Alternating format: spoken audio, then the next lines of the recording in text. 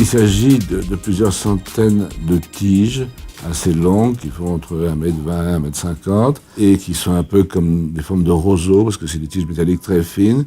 Et au bout, il y a une petite clochette et cette petite clochette est agitée par le vent et donne donc une sorte de musique puisque les tiges les clochettes sont différentes et que les tiges sont à hauteur différente, donc selon que le vent les prenne, il y a une sorte de musique aléatoire qui se crée.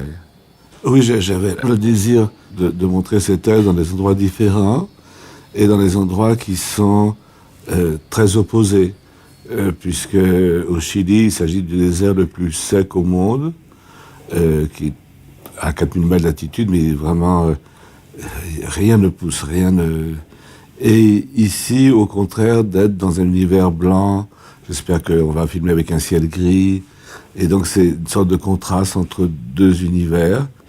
C'est la même œuvre et pas la même œuvre, parce qu'elle est dans un contexte très différent. Et l'idée aussi, c'est donc de filmer pendant très longtemps, mais de la nuit à la nuit.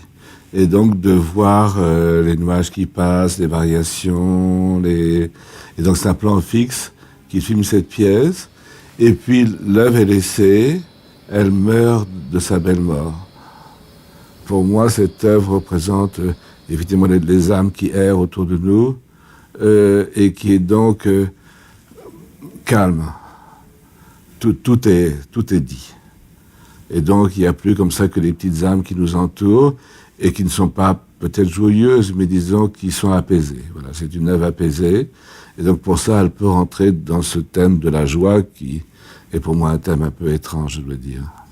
Je ne vois pas la vie comme une chose extrêmement joyeuse. Donc, ça fait partie de toute une série d'œuvres que je fais qui sont un peu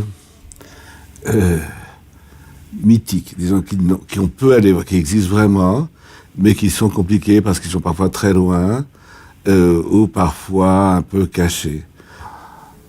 Je crois pour moi que c'est plutôt comme le début d'un récit, et d'un récit mythique. Vous savez, ça pourrait être dans un livre. Il y a une île dans la mer du Japon où battent des centaines de milliers de cœurs.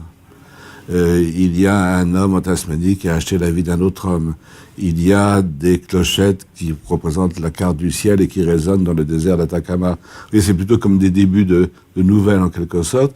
Mais il faut que ce soit basé sur une réalité, parce que si je dis j'ai construit une maison sur la Lune, ça n'a pas de sens. Je pense que le mythe est plus fort que l'œuvre même.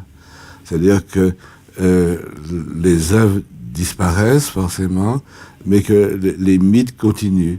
Et dans cette île du Japon, par exemple, c'est un petit peu comme un lieu de pèlerinage. C'est-à-dire qu'il y a pas mal de gens qui y vont, des Japonais, pour écouter des chœurs ou donner leur cœur, mais finalement, ils ne savent pas qui je suis.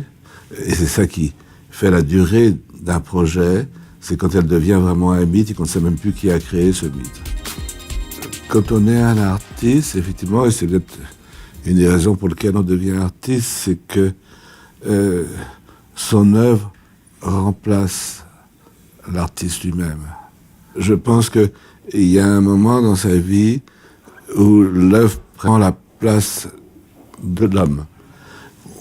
On devient en quelque sorte sa propre œuvre, où il y a un mélange tellement grand entre son activité et ce qu'on est que ça devient une seule chose. Ce qui est très compliqué quand on est artiste, et pour moi tout à fait intéressant, c'est que on ne peut parler que de soi, mais en même temps, chacun qui doit voir l'œuvre doit se reconnaître. Donc on passe toujours du plus personnel au plus universel.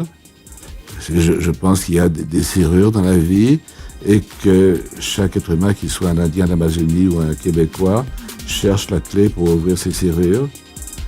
Et quelques-uns pensent qu'ils ont la bonne clé. Moi, je pense qu'il n'y a pas de bonne clé, mais ce qui compte, c'est de chercher la clé.